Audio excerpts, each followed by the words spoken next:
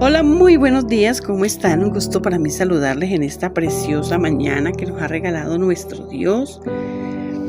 Hoy quiero enviarles un poderoso shalom, que tengas paz, que tengas abundancia y que todos tus enemigos estén bajo la planta de tus pies. Hoy te saluda tu amiga y servidora Lorena Oropesa y con mucho temor y temblor les habla la voz final para esta última edad. En esta hora postrera Dios ha levantado una esposa con revelación, una voz que no habla de parte de sí misma, sino que habla lo que oye de su esposo celestial.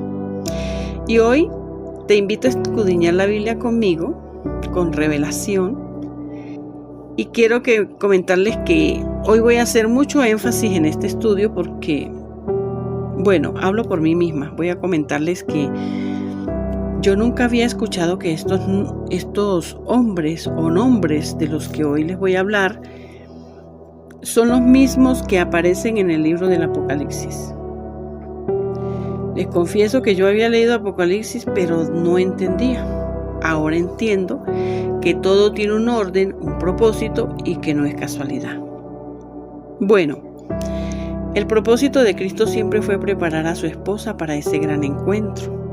Y comenzó a trabajar después de su partida, él mismo, a través del hombre, a través de los discípulos, y no se detuvo hasta hoy, donde finaliza en su esposa. Pero siempre usó hombres a través de las edades, y de esos hombres es que hoy les quiero hablar.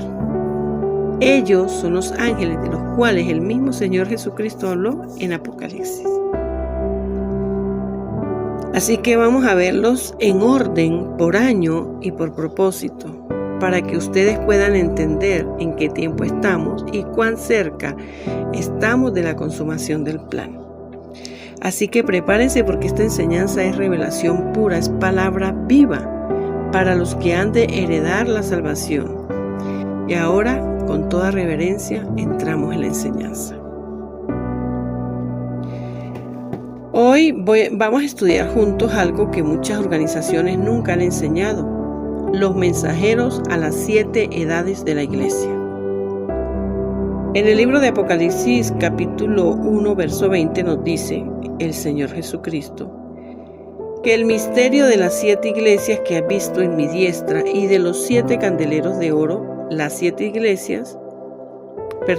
estrellas son los ángeles de las 7 iglesias, y los 7 candeleros que has visto son las 7 iglesias. Bueno, quiero decirles que aunque los nombres de estos hombres no aparecen explícitamente en las escrituras, el Señor los usó de manera sobrenatural en su tiempo. Esto no es coincidencia, sino revelación. Dios tuvo un ángel, un mensajero para cada edad, y ellos fueron los canales a través de los cuales la luz de Cristo brilló en medio de las tinieblas. Voy a hablarles de uno por uno, empezando desde la base, que es el apóstol Pablo, y él fue el ángel de la iglesia de Éfeso en el año 33 y 53 después de Cristo. Fue el fundador de la iglesia gentil, fue el primer mensajero a quien Dios le reveló el misterio de la iglesia como el cuerpo de Cristo. Enseñó la doctrina de la justificación por la fe. El profeta William Marion Branham dice que Pablo fue el mensajero de la primera edad y el único cuyo ministerio fue respaldado por Dios en toda su plenitud. El segundo es Irineo de León. Él fue el mensajero de la iglesia de Esmirna en el año 53 y 170 después de Cristo. Discípulo de Policarpo, quien a su vez fue discípulo de Juan. Fue un defensor de la verdad contra las herejías, especialmente el gnosticismo. Él fue el defensor de la unicidad de Dios. Y el profeta también habló de él. Dice que Irineo fue un verdadero hombre de Dios, celador de la doctrina apostólica. El número 3, Martín de Tours, fue el ángel de la iglesia en Pérgamo en el año 312 y 606 después de Cristo. Hombre de Dios usado en tiempos en que la iglesia se mezclaba con el Estado romano. Predicó contra la formalidad y a favor de los milagros. Este hombre, dice el profeta, que Dios lo respaldó con señales y prodigios. Número 4. Columba de León. Fue el mensajero de la iglesia de Tiatira en el año 606 y 1520 después de Cristo. Columba fue un irlandés que llevó la palabra a Escocia en medio de la Edad Oscura, guardó la luz y no aceptó el dominio papal. Este hombre representa la resistencia de la simiente verdadera en tiempos de tiniebla, y el profeta también dice que Columba fue un verdadero hombre de Dios durante los tiempos oscuros, y Dios lo usó poderosamente. Número 5. Martín Lutero. Él fue el mensajero a la iglesia de Sardis en 1520 y 1750 después de Cristo. Martín Lutero fue usado para dar inicio a la Reforma y proclamó que el justo por la fe vivirá. Rompió con el sistema católico y tradujo la Biblia al alemán. También el profeta dice que Lutero fue esa voz de Dios en su edad, aunque la iglesia que lo siguió no continuó en la luz. Juan Wesley, el ángel de la iglesia en Filadelfia. En el año 1750 y 1906 después de Cristo. Fíjese, ya 1906 después de Cristo. Juan Wesley predicó la santidad como una experiencia posterior a la justificación. Su mensaje preparó el camino para el avivamiento del siglo XXI. El profeta también dice que el mensaje de Wesley fue la santificación y su influencia se extendió a muchas naciones. Y por último, el mensajero número 7 de la iglesia, el ángel de la iglesia en la Odisea. Y el nombre de este séptimo mensajero fue William Marion Branham. Así es, fue el mensajero de la Odisea desde el 1906 hasta el 65, hasta el 1965, donde ahí él durmió. El profeta de Dios para la última edad vino con un ministerio profético, como el de Elías, restaurando todas las cosas y llamando a la esposa del Cordero a salir de la apostasía.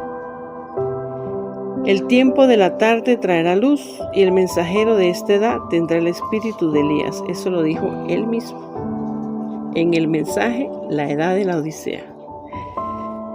Usted se preguntará, ¿por qué cuando buscamos imágenes de estos hombres parecen figuras católicas? Bueno, esto se debe a que durante siglos los historiadores religiosos que dominaban los registros eran los de la Iglesia romana. Por eso muchas representaciones de estos hombres fueron manipuladas para dar la apariencia de que pertenecían al sistema católico. Sin embargo, estos hombres no eran parte de esta institución, sino que en muchos casos la enfrentaron con valentía. Dios siempre ha tenido una voz, una luz, una estrella que ilumina en medio de las tinieblas. Esta enseñanza la he propuesto en mi corazón. O sea, Dios es el que pone el querer como el hacer en nosotros, su buena voluntad. Pero quise enfocarme en esta enseñanza el día de hoy porque cuando se habla del profeta, las personas que no conocen de esto y que tienen de repente, ¿cómo les explico? De repente tienen en su mente que no hubo más profeta después de Juan el Bautista. Pero la Biblia nos muestra que William Marion Branham fue el séptimo mensajero de la iglesia de la Odisea. O sea, está el registro, están las pruebas y es algo que no se puede negar y que no se puede cambiar. Esto lo hago para que aquellas personas que todavía están en esa oscuridad despierten y entiendan que cuando el Señor Jesucristo habló acerca de Apocalipsis capítulo 1 y los capítulos 2 y 3, donde habla de los mensajeros y de las iglesias, está hablando de estos hombres.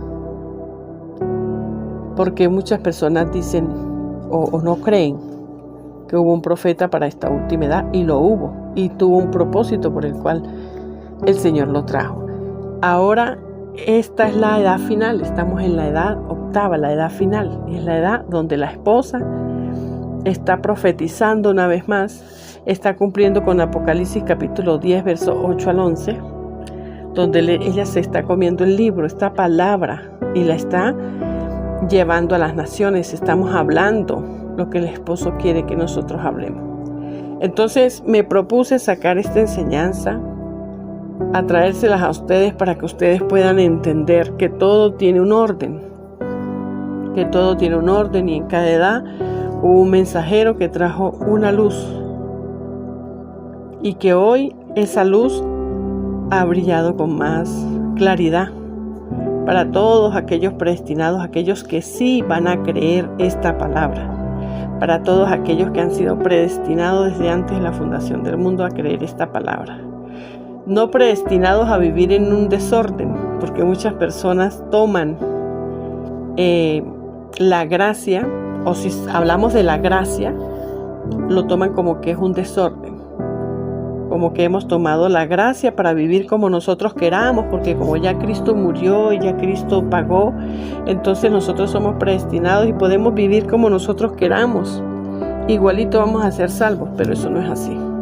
La persona que toma la gracia como excusa para vivir una vida libertina y vivir y hacer lo que quiere, entonces esa persona nunca fue predestinado. El predestinado ama a Dios, se guarda para Dios, porque la simiente de Dios está en él. Y es lo que hace que esta persona no peque. O sea, del mundo no nos llama la atención absolutamente nada.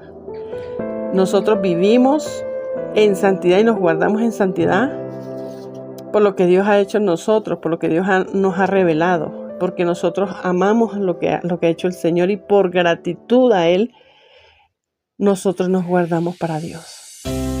Entonces siempre voy a hacer énfasis en eso, y me considero en esta edad que soy una mujer que defiende la gracia, una persona que no tolera que una pizca de ley vaya a dañar la gracia de Cristo. Entonces soy defensora de la gracia en esta última edad, y por eso siempre hablo de esto, dejando claro para que no vayan a haber ningún tipo de malinterpretación en mis palabras. Les agradezco muchísimo que hayan prestado atención, y nos vemos o me escucharán en otro nuevo episodio revelador de la Escritura, y recuerden que yo soy la voz final para esta última edad. Shalom.